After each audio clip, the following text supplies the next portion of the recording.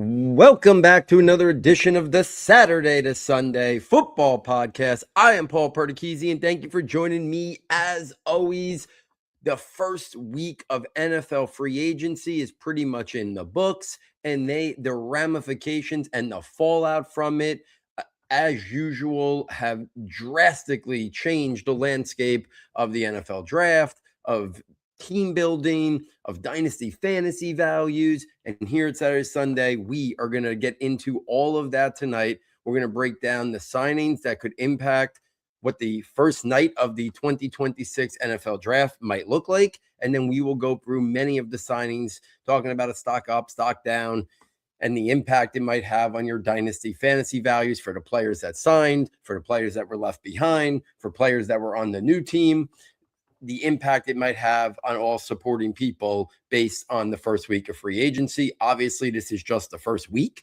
There's still a lot of decent players out there that things are slow playing a little bit. I think there still could be some more trades. So there'll still be movement that will shuffle these values. And then obviously the NFL draft will drastically impact some of these values. So this is just the next phase in the pre-draft process leading up to the NFL draft. But a lot of the major signings have happened, but there are still some that could move the needle a little bit in the coming weeks as well. So let's get right into it. We're going to focus on the NFL draft part first, talk about some things that impacted what the NFL draft could look like, and then we'll turn this to the dynasty fantasy spin of it as well. So let's start right at, I'm going to go through the draft order in terms of the top 10, things that could have moved the needle since free agency started. Let's start with the Jets at number 2. So Vegas picking number 1, obviously the Max Crosby trade, obviously the ramifications of that, I believe, are going to be that we are going to lose the legal tampering period because the NFL cannot have that ever happen again. But in terms of Vegas, we know they're taking Fernando Mendoza. That's not a secret. There's nothing that's going to change their mind in terms of that. In terms of the Jets have done a lot in this free agency, but I don't think it's moved the needle in terms of the NFL draft. I still think they're going to take the best defensive prospect on their board, whether that is one of the pass rushers in terms of David Bailey, in terms of Arvell Reese, or they're going to take Sonny Styles. I think it's going to be one of the more traditional pass rushers like David Bailey or Reese, but I don't think Sonny Styles is out of the mix. I don't think anything that happened in free agency will change the narrative so far in terms of what the Jets are looking to do at number 2. I will say I think free agency has slightly moved the needle in the third pick of the draft, and that's the Arizona Cardinals. They went out, they restructured James Conner's deal and brought him back when most people thought he was not going to be retained. Then they went out and signed Tyler Algier. Now, I understand. James Conner, veteran, probably his last year in Arizona. Algier signed a 2-year contract. We'll talk more about it in terms of fantasy value. But those two guys, plus Trey Benson, who's still on his rookie contract and hasn't really got a real opportunity yet due to injuries and Conner being so good in that first season that he was there.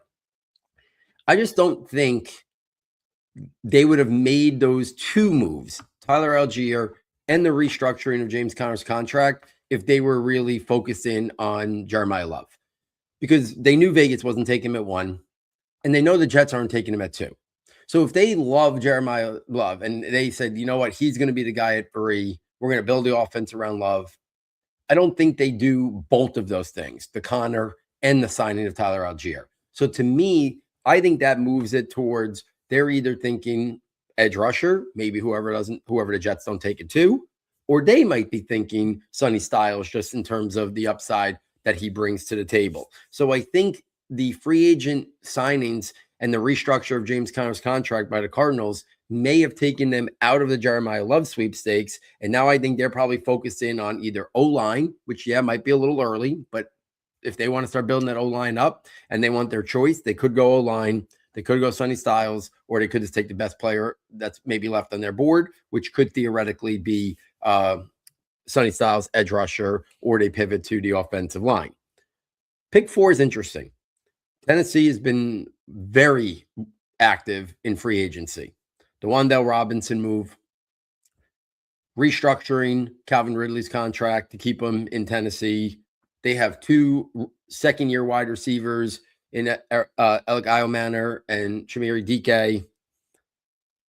So when you see that, keeping Ridley, signing Wandell, 2 second-year wide receivers. I'm just not sure they're going to take a wide receiver at 4. And I know a lot of people have been wanting to pencil in, Carnell Tate. I still don't think these wide receivers are worthy of top 5. So I could see Tennessee pivoting to a different position and then maybe taking a wide receiver somewhere on day 2 to continue to add to that mix. Or do they pivot away and help their their second-year quarterback? And they do that by giving them Jeremiah Love, giving that offense Jeremiah Love. What he brings to the table as a rusher, as a pass catcher, his explosive ability. I could see them looking at Jeremiah Love and saying he could help the growth of Cam Ward more than a Carnell Tate, more than an offensive line prospect that there might be some questions about whether or not tackle is the ideal spot for some of these premier offensive lineman prospects in the draft. So I think when you look at Tennessee, I think Jeremiah Love is very much in the mix at 4. And then I think one of the defensive players, whoever's still on the board from Bailey, Reese, and Sonny Styles, also could be in the mix as they continue to build up there. So I would say I think it's one of those 3 guys or Jeremiah Love.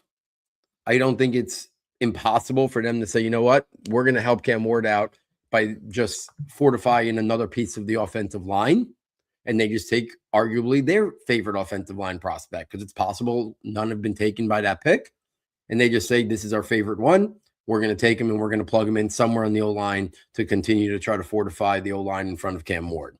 So I think it would be one of the I think it would be Jeremiah Love or one of the defensive players, but it could also be one of the offensive linemen if they want to go that route as well.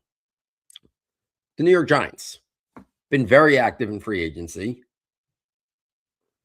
I will say I think free agency has taken the Carnell discussion out of the mix.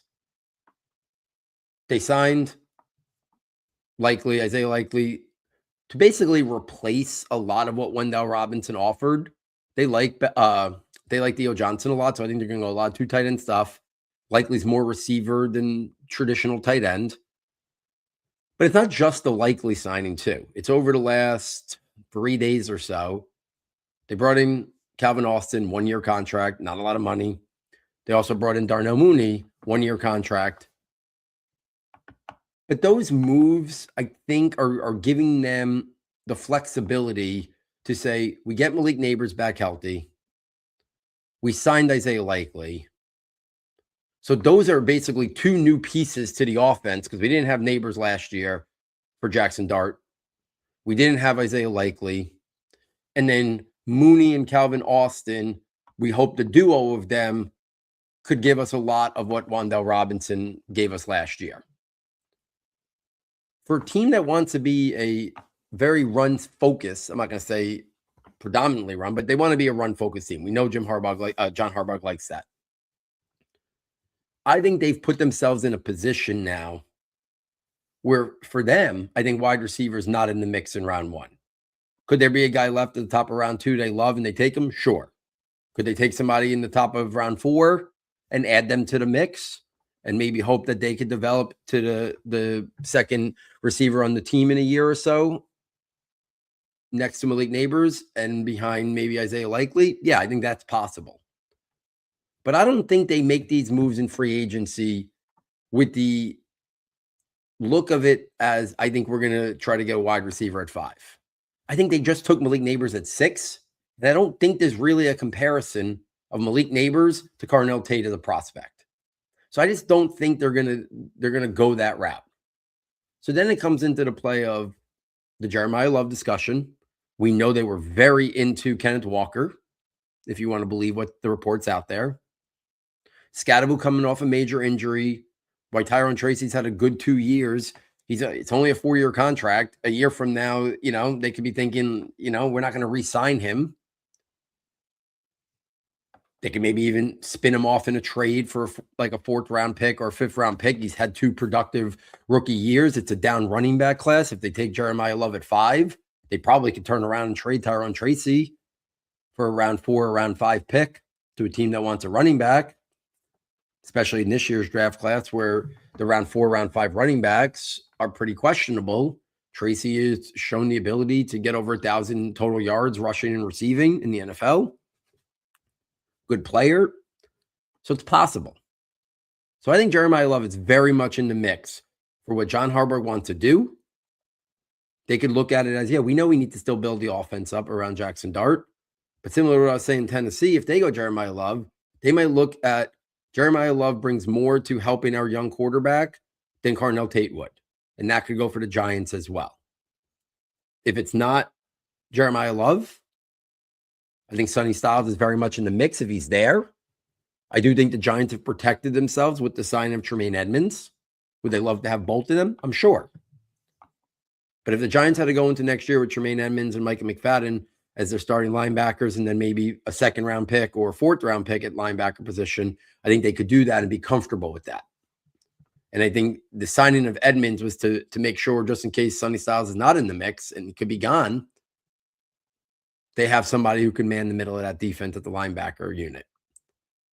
So I think the signing of Tremaine Edmonds, I think the signing of the receivers and Isaiah Likely have put Jeremiah Love very squarely in the mix for the Giants. If it's not him and Sonny Styles is there, Sonny Styles could be the pick. And if not, I think it would be offensive line. So I think it's a Jeremiah Love, Sonny Styles, or offensive line prospect. And the Giants would be in the same situation. It's possible there's no O-line taken in the first 4 picks. Giants can pick whoever they want. Right now, they do have a hole at right guard. I don't think whoever they draft is not going to move Jermaine Illuminor off of right tackle. They just gave him a 3-year contract extension, or re-signed him, I should say, for 3 years. And you have an all-pro and Andrew Thomas on the left side. So the Giants do have the ability to draft one of these guys that might profile better as a guard. But then the question is, if you're gonna take one of these tackles who profiles better as a guard, is it better just to take the best guard in the class out of Penn State? And then do the Giants look to maybe trade down, even if they got to take a little bit less than maybe the draft chart says, move back a few picks. Maybe a team wants to come up for Jeremiah Love. Maybe a team wants to come up for an edge rusher if Bailey or Sonny or Arvell Reese fall to 5. And the Giants move back a little bit and maybe take the kid out of Penn State, who's the best guard in the draft and potentially the best offensive lineman prospect in the draft, and they plug him right in at 5. Right at right guard. So I think that's kind of free agency has kind of set the Giants up for Jeremiah Love, Sonny Styles, or offensive line prospect at 5, or a small trade back, and offensive line prospect a little further back. I think Caleb Downs is the wild card. Giants added a couple of veteran safeties, though. I don't think nothing that would make them not take Caleb Downs, but maybe the new regime or the new coaching staff, I should say, wants to give Tyler Nubin a chance to play up to his what perceived potential was when he was a second-round pick. They gave Javon Holland a monster contract last free agency, and they brought in Darius Washington from Baltimore, who had a really good 2004 season before he got injured. And then they brought back Jason Pinnock, who's a functional starter if need be. So I think they've put themselves in position at the safety position,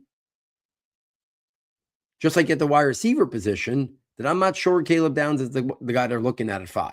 Just like I don't think Carnell Tate is the guy they're looking at 5. So I think free agency has kind of set the Giants up to go in a couple different ways. I would say Sonny Styles, Jeremiah Love, O-line would be the 3 things that I would be targeting in there. Cleveland, they've been active doing stuff. I don't think anything they've done in free agency has moved the needle. They can go wide receiver. They can go edge if one falls. If they fall in love with Ty Simpson, I don't think they will at 6, but they could go there. Cleveland needs a lot of players. They're probably going to be forced to take best available. I don't think anything is off the table for the Cleveland Browns. I don't think anything in free agency has moved the needle in that. I do think 7, 8, and 9 have been very interesting because I thought prior to free agency, those were the guys that a lot of people thought was Jeremiah Love territory. But Washington went out, signed Rachaad White to a 1-year, $2 million contract, great value signing, and they brought in Jerome Ford. Now, I'm not saying Rachaad White on a 1-year deal and Jerome Ford on a 1-year deal will not deter them from drafting Jeremiah Love. Let me first just make that very clear. Those two and Ja'Cory Krosky-Merritt on the roster will not deter them from not taking a special prospect like Jeremiah Love. But I think what it does signal is that by them making two veteran signings on top of having Ja'Cory Krosky-Merritt, I think Washington is assuming Jeremiah Love is not going to be on the board at 7.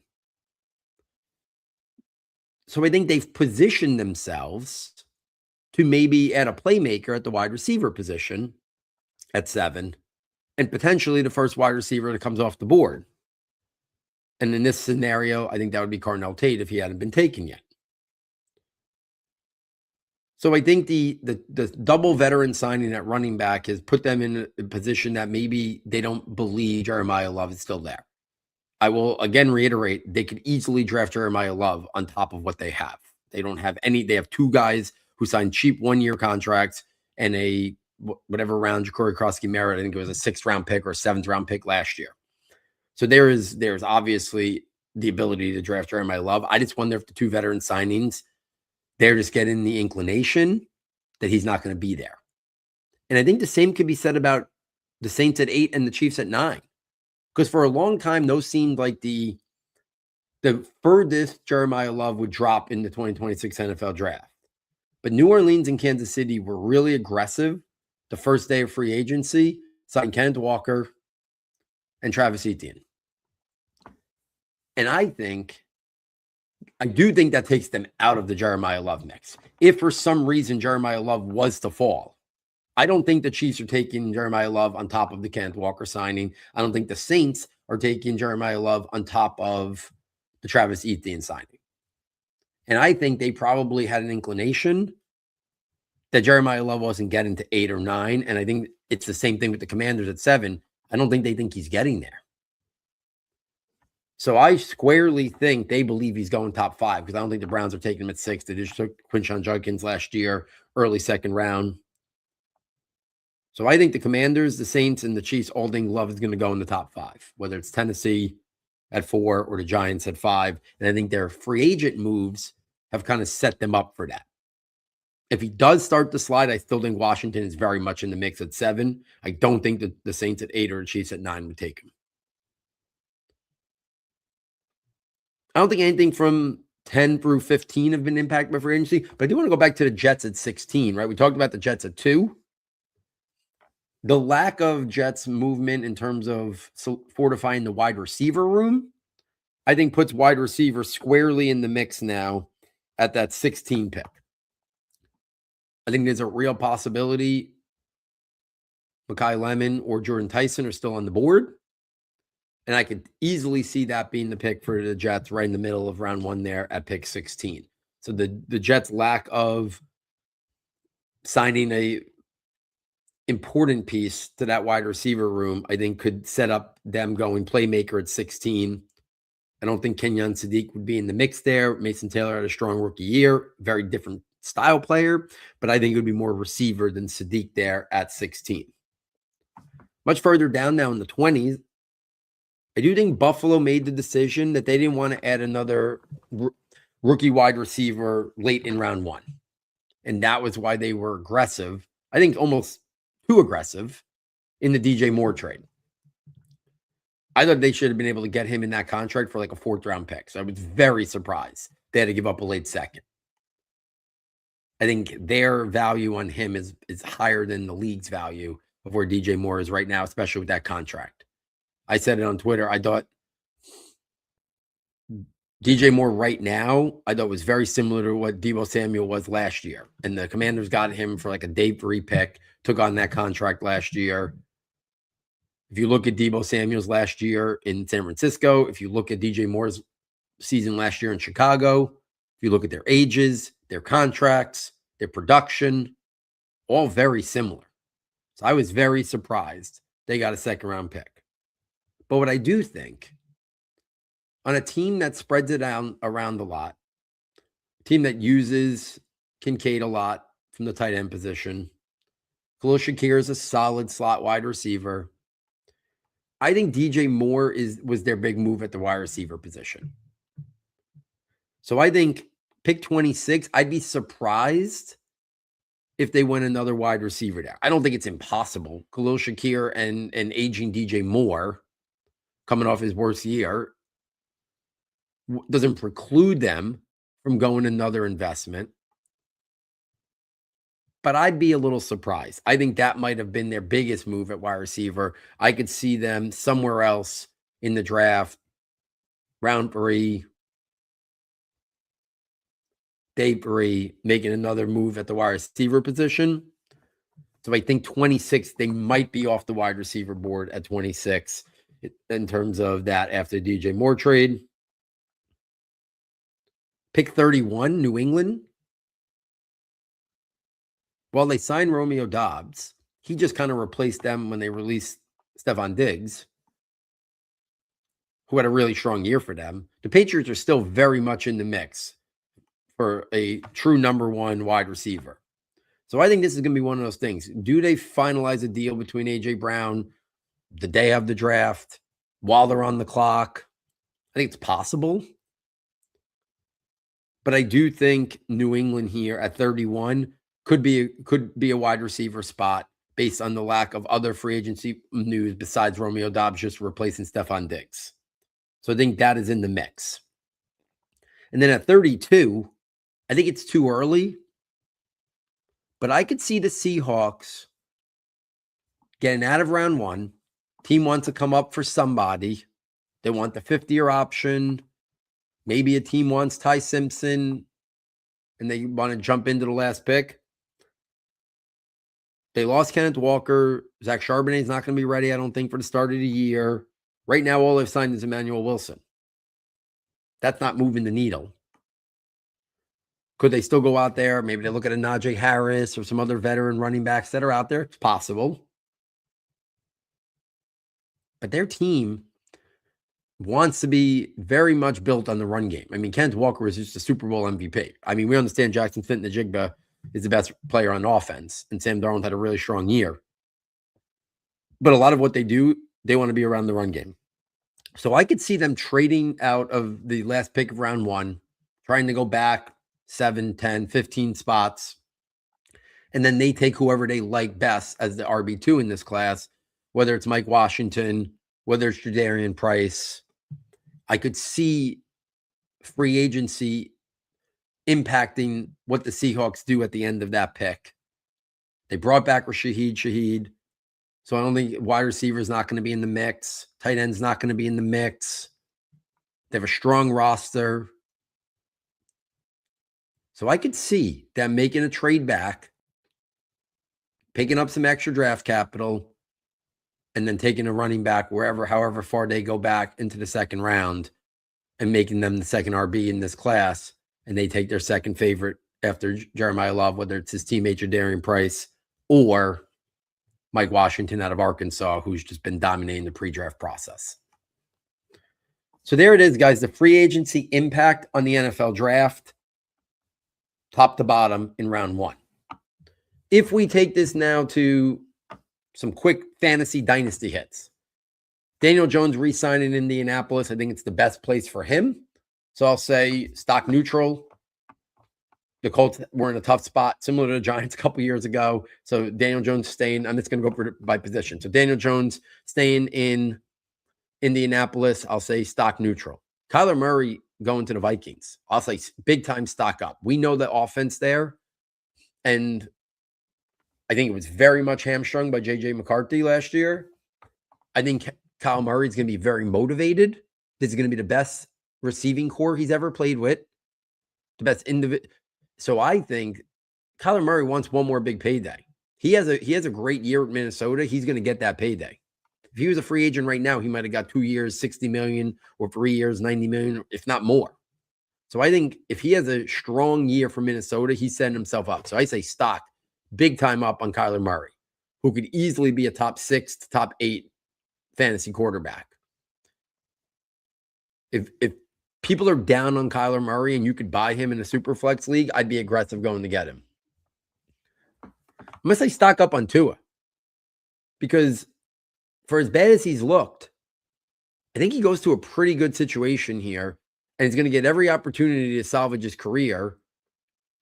I could see Stefanski's system catering more to Tua than Michael Penix if Penix gets back from injury. He's got Drake London. He's got Kyle Pitts. He's got one of the best running backs, if not the best running back in football, in Bijan Robinson. He plays in a dome. I think he's going to be pretty solid this year for them.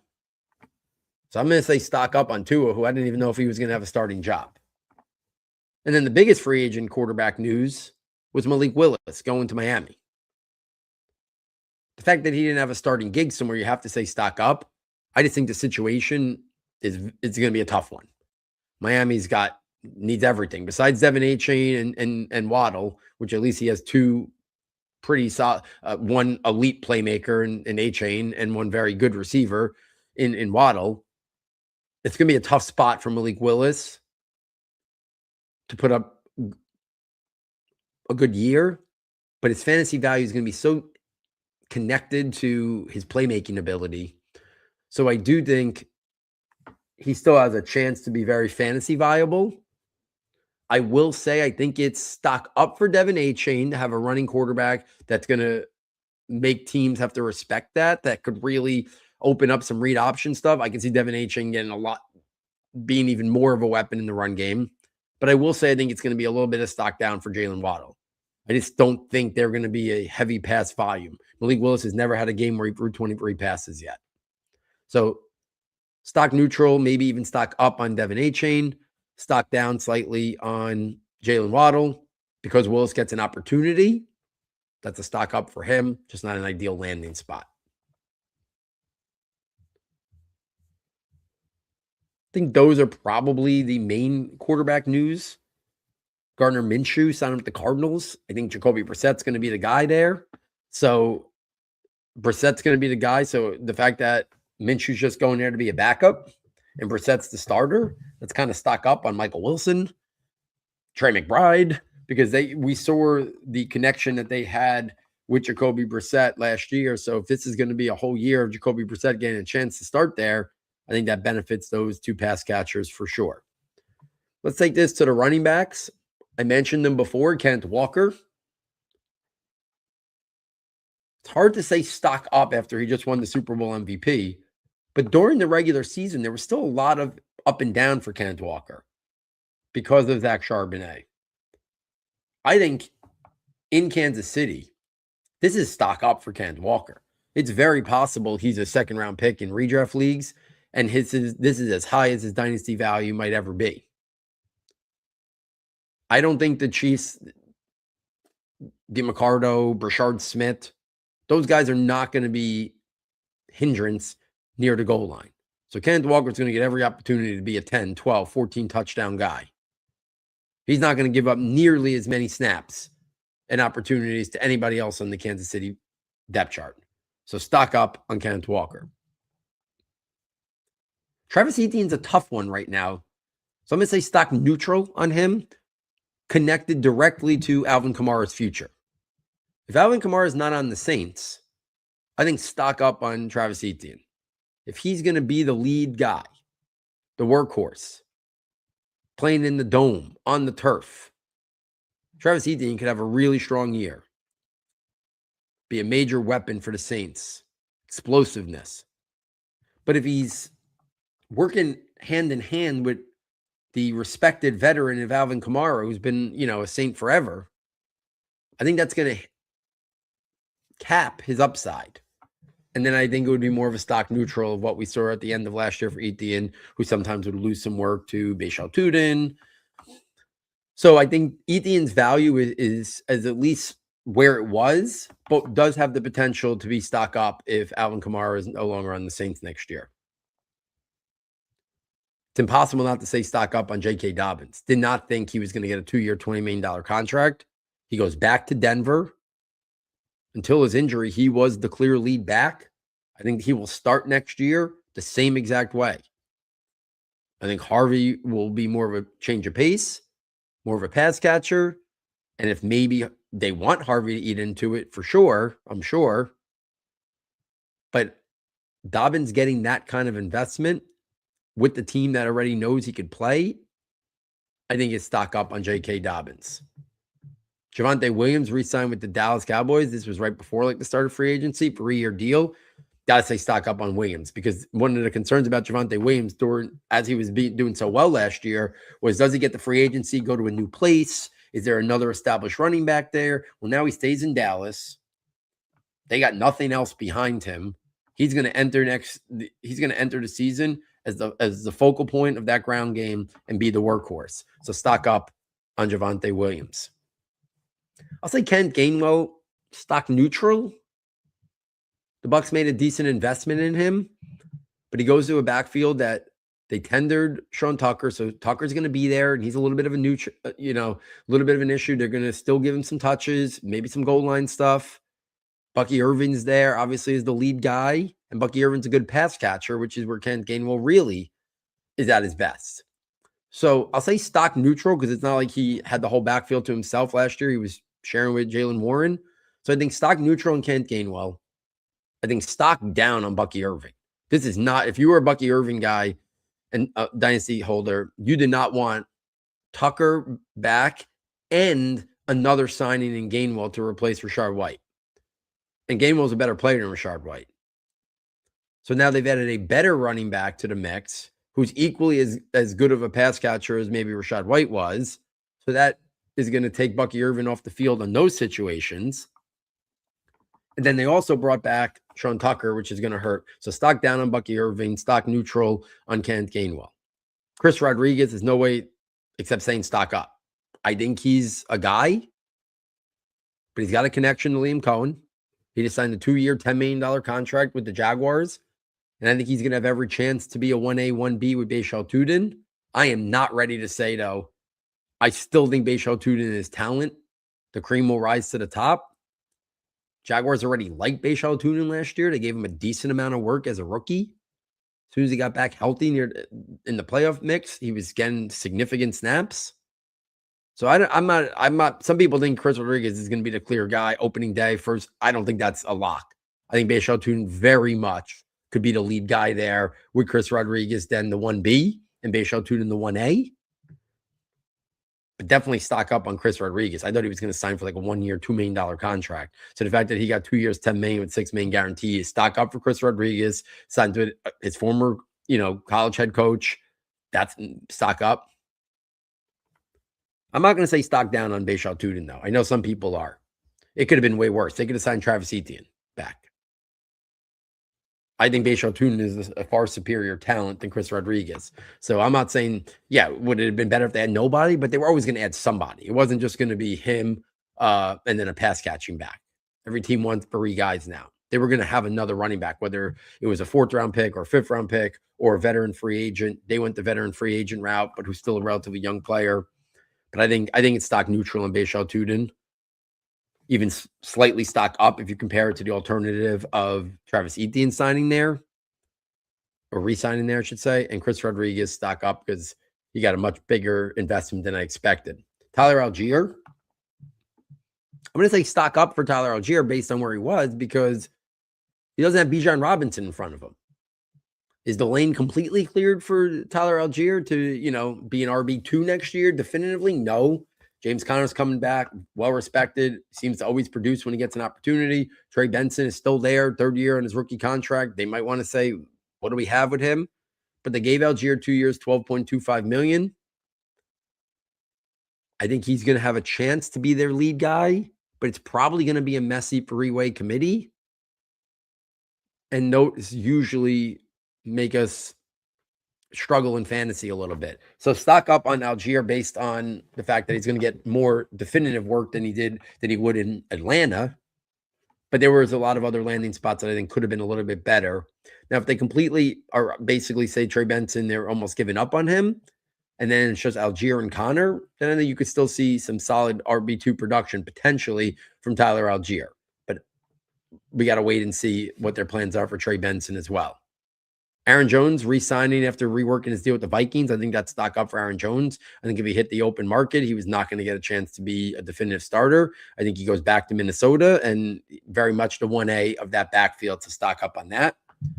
Rico Dowdle. I'll say stock up on Rico Dowdle. Last year, after those big few games, in the middle of the year, Carolina's starting to kind of work away from him. I don't know if that was intentional because they knew they weren't going to bring him back, but they were trying to compete for the playoffs. So I don't think it was something where they were thinking about next year.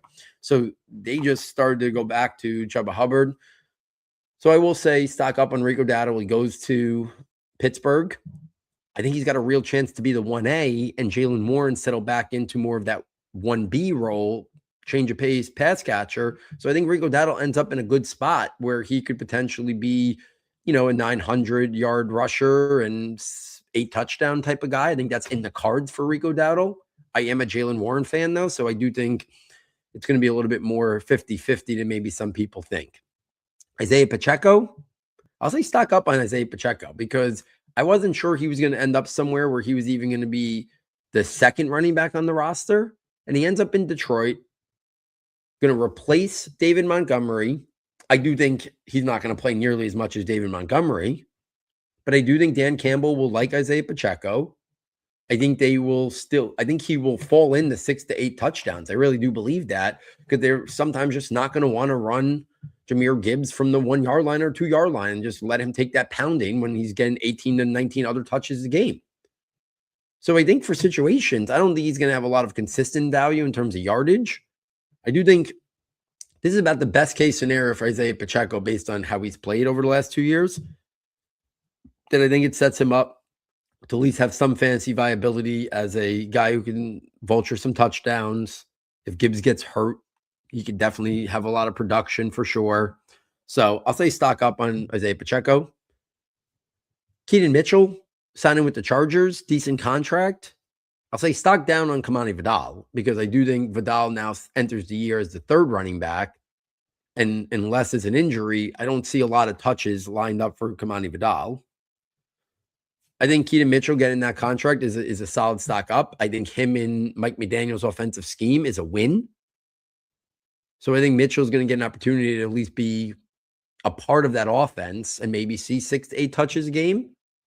It's not going to be consistent fantasy viability, but I think that's more than he could have gotten potentially somewhere else. So I'll say stock up on Keaton Mitchell, stock down on Kamani Vidal. I will say slight stock down on Omarion Hampton just because now I do think they have 3 capable backs. Vidal showed out really well last year. Now they add a speedster that is like prototypical for the new scheme. So I do think it's a slight stock down for Omarion Hampton because maybe he just loses a few more touches and he's not like that crazy workhorse back. Stock down on Vidal. Rachaad White, I think puts himself, I think Washington still might look to make a move there. I talked about Jeremiah Love before, but I think Rachaad White stock up on the landing spot, not the contract, 1 year, $2 million, but the landing spot is pretty good. He could emerge as the best back in Washington between him, Ja'Cory Krosky-Merritt, and Jerome Ford if they don't add a significant piece. So I do think it's stock up on that. Take this to the pass catchers at the wide receiver position. Alec Pierce, stock up on Alec Pierce. Gets a big contract in free agency to stay with the Colts, and then they trade off Michael Pittman. So I think it's stock up on Alex Pierce as the clear number 1 now for the Colts. I think it's stock up on Josh Downs because he's now he fits well with Alec Pierce. He's got to show he can play outside a little bit more because I do think they're going to do more 2 wide receiver stuff. But stock up on Alec Pierce, stock up on Josh Downs. And I do think Michael Pittman getting traded is good for his value too over to Pittsburgh. So I'll say stock up for Michael Pittman as well. So I think wins across the board there for everybody involved with the Alex Pierce re-signing with the Colts. Wan'Dale Robinson, I think stock up for Wan'Dale Robinson because with Malik Neighbors coming back, with the different style offense that I think John Harbaugh is going to want to run with the Giants, I just don't think Wan'Dale Robinson was going to see the targets and the looks. He's one of my favorite players. So I love Wan'Dale. I've loved him since he came out. He keeps just earning a lot of targets, and people don't want to give him credit for that. I think he's going to have a good year for Tennessee. I think he's going to be Cam Ward's security blanket. I think Brian Dable knows how to maximize his skill set. So I think he's going to be, stock up on Wan'Dale Robinson in terms of maintaining value. Maybe not at the level he had it last year with the Giants, but I think in PPR leagues, he will maintain wide receiver 3 value. Even if they make an investment in the first round or early second round, I think Wan'Dale Robinson will maintain wide receiver 3 value in PPR leagues. Romeo Doubs, I'm going to say stock up. I think there's just more of an opportunity in New England to be more consistently fantasy viable than it would be in Green Bay, where they spread it out a lot. Drake May's a better quarterback than Love is. We don't know if they're going to get A.J. Brown, if they just add a receiver in the draft, and then Kayshon Boutte and Kyle Williams and whoever's there. Dobbs has got a real chance to be the leader of that wide receiver room. So I definitely think stock up on Romeo Dobbs. I think the rest of the New England receivers, it's about stock neutral because Dobbs really just replaced Stephon Diggs on the depth chart. So I think right now I wouldn't call anyone else like a stock down on the New England pass catchers. Mike Evans, let's say stock up on Mike Evans going to San Francisco. I think Kyle Shanahan will know how to maximize his skill set at the back end of his career. I think there would have been more competition for targets in Tampa with Emeka Egbuka, Chris Godwin, Jalen McMillan. So I think stock slightly up on Mike Evans. I don't think it impacts the rest of the 49ers that much. Ricky Pearsall, I think, is still, if he can get back to what we saw for part of the beginning of last year, I think he can still do that. I think there's enough to go around. So I don't think it hurts the other guys. I don't think it's stock down for Pearsall. I don't think it's stock down for George Kittle. I think there's enough to go around there. And they don't have a lot. It's Mike Evans. It's Ricky Pearsall. Ayuk's not going to be on the team. Jawan Jennings, I don't think, is coming back. So I don't think it hurts anybody on the roster in terms of a stock down, but I do think it's a slight stock up for Mike Evans. Rashid Shaheed staying in Seattle, I think, is a stock neutral. I think they needed to do it. He does bring more tactical value than consistent fantasy production. But if they don't upgrade the running, if they don't properly replace Kenneth Walker in some capacity, they might need to become more of a passing team. If they become more of a passing team, then maybe stock up on Rashid Shaheed. Jalen Naylor signed a big contract with the Raiders. So it's got to be stock up on him because they obviously see him as a guy who could potentially be a clear starter there. So stock up on him. I will say I think it's stock down on Trey Tucker and big time stock down on Jack Besh. Because if they believed in those guys, I don't think they overspend on Naylor to try to bring him in there and hope that he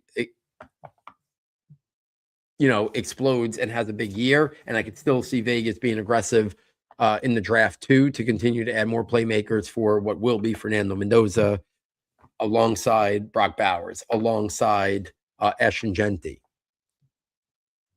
So I think stock up for Jalen Naylor. The rest of the wide receivers on Vegas, I think stock down.